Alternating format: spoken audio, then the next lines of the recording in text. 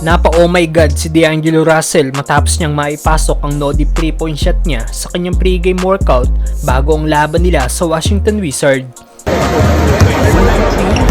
Oh my god. Si Lebron pala ang dahilan ng no-dip 3-point shot ni D'Angelo Russell. Viral nga po noong nakaraan ang ginawang no-dip 3-point shot ni D'Angelo Russell noong laban nila sa LA Clippers. Dahil after ng assist ni LBJ sa Lakers guard, hindi na ibinaba pa ni D'Lo ang bola at tumira kagad ng tres. Clock at 5. James to Russell. His three is good! And the Lakers lead by 6. Na ayon sa ilang mga fans, parang si Midorima daw ng Kurokos Basketball si D'Lo. At ayon nga po kay D'Lo, winorkout niya ang kanyang no-dip 3-point shot last season. At ito ay dahil daw sa isa sa best player ever na si LeBron James. Dahil magbibigay daw sa iyo si LBJ ng mga unexpected pass. Kaya pre-practice niya daw ang no-dip 3-point shot na talaga naman daw napaka-epektibo.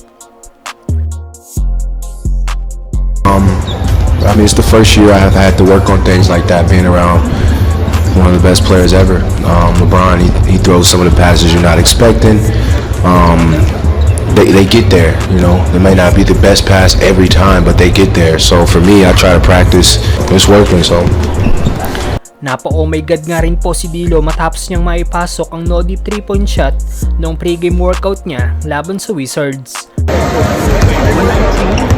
Oh my god.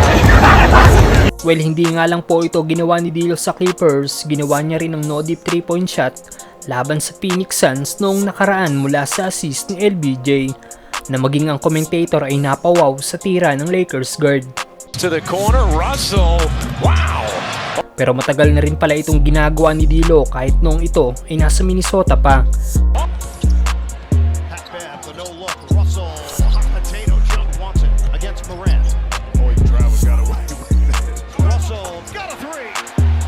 Patuloy rin sa mainit na outside shooting ang Lakers guard dahil nangunguna ito sa active leaders in consecutive games with 3 3-pointers per game na may bilang na 5. You see Irvine shot down in Orange County there. James with 4 to shoot. So little two-man game finds Russell. Yeah, the way out, ball movement finds Russell. That's his sweet spot, isn't it? D'Lo with 12 to shoot. Fires it up himself. Oh, he's 778. D'Lo gonna try it again with success. And then the hustle back by D'Angelo. Sending a mess. I don't think I've ever seen D'Angelo with a block shot that far in my life.